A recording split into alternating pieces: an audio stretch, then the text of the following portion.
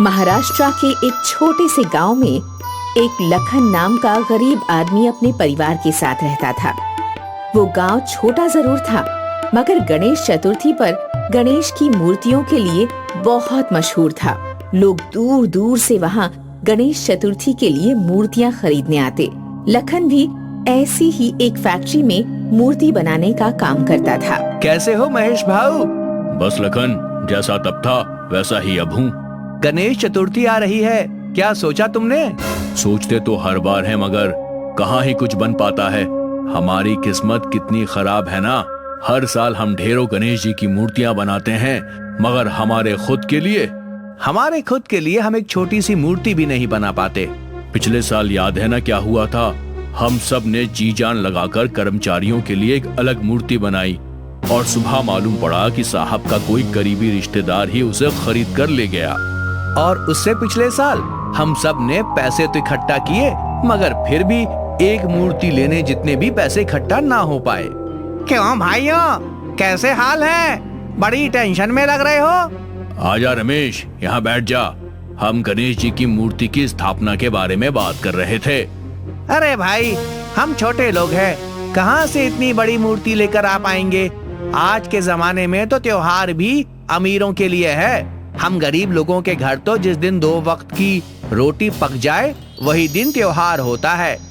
कहते ही सब कर्मचारी मूर्ति बनाने के काम में लग जाते हैं। शाम को जब लखन थका हारा घर पहुंचता है तो देखता है कि उसकी बेटी मुन्नी एक ड्राइंग बना रही है। अरे ओ मुन्नी, क्या बना रही हो बेटा? मैं मेरे फ्रेंड गणेशा की तस्वीर बना रही हूँ बाबा। आई ने बताया कि इस बार भी आप गणेश की मूर्ति नहीं लेके आओगे, तो मैंने सोचा क्यों ना मैं कागज के गणेशा बनाऊं। ये सुनकर लखन बहुत उदास हुआ। आखिर कौन सा बाप चाहेगा कि अपनी बच्ची की छोटी सी इच्छा भी पूरी ना कर पाए। अगले ही दिन, सुनो भाइयों, क्या हुआ लखन बाबू? इस साल की गणेश चतुर्थी हम जरूर मनाएंगे। चलो बड़े साहब के पास चलते हैं। लखन, हम सब लोग तुम्हारी भावनाओं की कद्र करते हैं, मगर तुम भूल गए कि पिछले बरस हमारे साथ क्या हुआ था। डांट कर भगा दिया गया था हमें। देखो भाऊ, तुम क्यों खाली फोकट इन बड़े लोगों से पंगा मोल ले रहे हो? अगर हमें नौकरी से निकाल दिया ना तो गणेश चतुर्थी तो दूर की बात है, बीवी बच्चों के लिए दवा पानी भी ना ले पाएंगे। ऐसी बातें सुनकर लखन दुखी तो जरूर होता है, मगर अपनी बच्ची का मुरझाया चेहरा सोचकर अपने बॉस से अकेले में बात करने की सोचता है। रात के समय, जी बोलिए। मेरा नाम लखन है और मेरा नाम अमिताभ है। क्या? अरे काम बोलो ना भाऊ, काम क्या है? मुझे साहब से बात करनी थी। कौन है शंभू? मालूम नहीं साहब, कोई मिलने आया है आपसे। जी मैं लखन। कौन लखन? मैं आपके लिए मूर्तियां बनाने का काम करता हूँ। देखो, मार्केट में बहुत मंदी है। तुम शुक्र मनाओ कि तुम्हारी नौकरी बची हुई है। आइंदा से बोनस की बात करने के लिए ऐसे घर आओगे तो ना नौकरी रहेगी और ना बोनस। नहीं साहब, बोनस नहीं, मैं तो गणेश जी की मूर्ति के बारे में बात करने आया था। क्या फिर से किसी मूर्ति की कंप्लेंट आई है क्या? तुम लोगों के हाथों में मेहंदी लगी हुई है क्या, जो मूर्ति बनाने जैसा आसान काम भी ठीक से नहीं हो पाता तुमसे? साहब आप मेरी बात तो सुनिए। तो अब तक क्या कर रहे थे? जल्दी से बोलो, टाइम इज मनी। साहब हम कर्मचारी हर साल आपसे बड़ी उम्मीद से गणेश चतुर्थी मनाने की बात करते हैं, मगर हम लोग इतनी मूर्तियां बनाने के बावजूद एक भी मूर्ति अपने खुद के लिए स्थापना नहीं कर पाते। देखो, जो भी है तुम्हारा नाम, तुम मेरे यहाँ काम करते हो जिसके लिए मैं तुम्हें पैसे देता हूँ, इसलिए ये फालतू की बात मेरे साथ मत करो। कौन है जी? कुछ नहीं, यूं ही एक नौकर था। खामाखा इतना समय खराब किया मेरा। लखन को जितना बुरा लग रहा था उतना ही अपनी किस्मत और अपने बॉस पर गुस्सा आ रहा था। जब वो थका हारा घर पहुंचा तो देखा कि उसकी बेटी मुन्नी एक दीवार पर गणेश जी की फोटो चिपका रही थी। लखन उसको देखकर बहुत भावुक हो जाता है। अहो, बड़े उदास लग रहे हो। कुछ नहीं सरिता, बस यही सोच रहा था कि गरीबी का जंजाल हमें जकड़ा हुआ है। कैसा बाप हूँ मैं, अपनी बच्ची के लिए एक मूर्ति का इंतजाम भी नहीं कर पाया।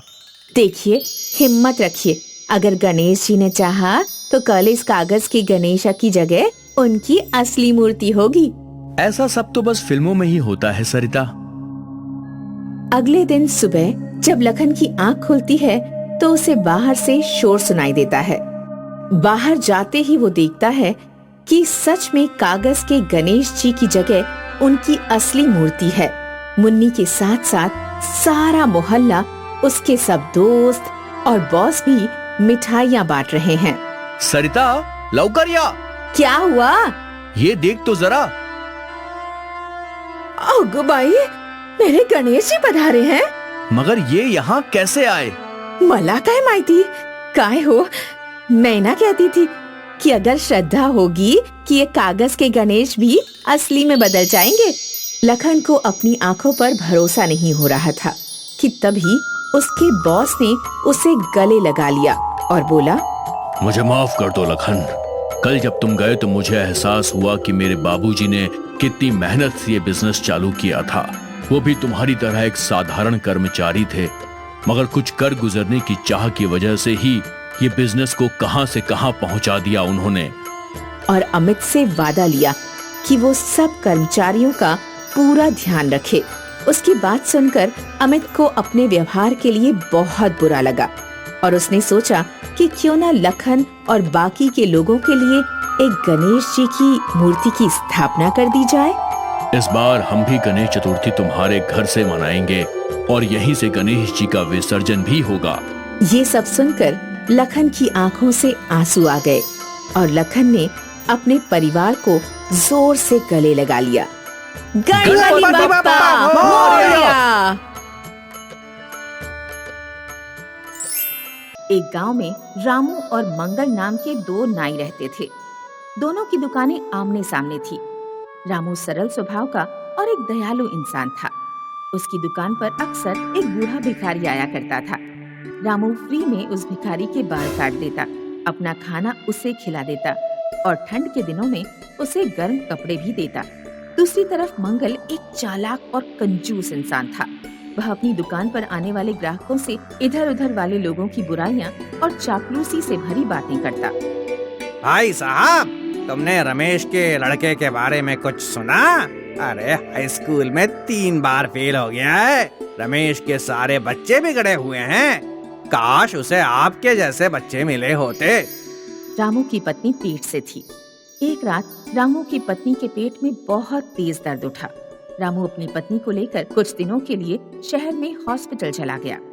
उस समय जब भिखारी गांव में आया तो उसने देखा कि रामू की दुकान बंद है। भिखारी मंगल की दुकान पर गया और बोला, बेटा, रामू की दुकान बंद है। क्या तुम मुझे खाने के लिए कुछ दे दोगे और मेरे बाल काट दोगे बेटा? अरे बड़ो, क्या तुम मुझे रामू की तरह फालतू समझते हो? मेरी दुकान पर हमेशा ग्राहकों की भीड़ लगी रहती है और मैं बहुत व्यस्त रहता हूँ। तुम्हारे बाल काटने का समय मेरे पास नहीं है और वैसे भी अगर मैं तुम्हारे गंदे बाल काटूंगा तो मेरे हाथ और औजार गंदे हो जाएंगे। रही बात खाने की, तो मैं खाना होटल पर जाकर खाता हूँ। अब निकल लो यहाँ से, मेरा टाइम बर्बाद मत करो। कुछ दिनों बाद रामू जब अपनी पत्नी को शहर से लेकर लौट रहा था तो उसने देखा कि बूढ़ा भिखारी सड़क पर गिरा हुआ है। रामू ने अपनी पत्नी को घर भेज दिया। बूढ़े भिखारी को कंधे पर डालकर गांव के डॉक्टर के पास लेकर पहुंचा। मैं इन्हें होश में नहीं ला पाऊंगा। शारीरिक कमजोरी और लगातार कई दिन भूखे रहने के कारण इनके शरीर में खून और ग्लूकोज की कमी हो गई है। तुम्हें इन्हें हॉस्पिटल ले जाना पड़ेगा। रामू अभी अभी हॉस्पिटल से अपनी पत्नी की डिलीवरी कराकर आ रहा था। उसके काफी पैसे खर्च हो चुके थे। रामू के पास भिखारी को हॉस्पिटल में एडमिट करने के पैसे नहीं थे। अगर बाबा को हॉस्पिटल में एडमिट कराना है तो एक ही तरीका है, मुझे घर या दुकान में से कोई एक चीज गिरवी रखनी पड़ेगी। घर गिरवी रख दूंगा तो पत्नी और बच्चों के लिए परेशानी होगी। दुकान ही गिरवी रख देता हूँ। कुछ दिन ज्यादा मेहनत करके दुकान को छुड़ा लूंगा। रामू ने अपनी दुकान गिरवी रख दी और बूढ़े को अस्पताल ले जाकर उसकी जान बचा ली। लेकिन जब रामू गांव लौट कर आया तो उसने देखा कि मंगल ने रामू के बराबर में ही अपने बेटे के लिए एक और नाई की दुकान खुलवा दी है। गांव में 3 दुकानें हो जाने के कारण रामू का धंधा बिल्कुल ही मंदा पड़ गया। एक दिन रामू मंगल के पास गया और उसने विनती की। मंगल भाई, क्या तुम अपने बेटे की दुकान कहीं और शिफ्ट करवा दोगे? मैंने एक भिखारी की जान बचाने के लिए अपनी दुकान गिरवी रख दी थी। अगले 2 महीने में मैं अगर रकम नहीं चुका पाया तो मेरी दुकान हमेशा के लिए मेरे हाथों से निकल जाएगी। क्या मैंने तुमसे कहा था कि भिखारी को हॉस्पिटल में एडमिट करवाओ और उसका खर्चा उठाओ? मेरा बेटा कहीं दुकान शिफ्ट नहीं करेगा। तुम्हारी दुकान तुम्हारे पास रहे या ना रहे, मुझे इससे कोई मतलब नहीं। 2 महीने बीत गए और रामू दुकान छुड़ाने के लिए पैसे इकट्ठे नहीं कर पाया। बनिया उसके घर पर आकर धमकी दे गया कि अगले सप्ताह तक अगर पैसे नहीं मिले तो रामू अपनी दुकान भूल जाए। रामू बहुत चिंतित था। उसे अपना भविष्य अंधकार में नजर आ रहा था। एक रात रामू को एक सपना आया। सपने में उसे वही बूढ़ा भिखारी नजर आया जिसकी उसने जान बचाई थी। रामू, तुम जैसे नेक दिल लोग दुनिया में बहुत कम हैं। बहुत साल पहले किसी ने मुझे वरदान दिया था कि मरने के बाद मेरा शरीर सोने में बदल जाएगा। मेरी उम्र पूरी हो चुकी है। कल मैं तुम्हारे दरवाजे पर आऊंगा। तुम मेरे सर पर एक लाठी मारना, मेरा शरीर मरकर सोने का बन जाएगा। उसके बाद तुम अपने घर की आर्थिक स्थिति आसानी से सुधार पाओगे। अगले दिन जब रामू सोकर उठा तो रात में आए सपने के बारे में सोचने लगा। रामू को नहीं लगा था कि उसका सपना सच होने वाला है, लेकिन तभी उसे सामने से बूढ़ा भिखारी आता हुआ दिखाई दिया। नहीं, मैं किसी के सिर पर डंडा मारकर उसकी जान नहीं ले सकता। तुम किसी की जान नहीं ले रहे हो।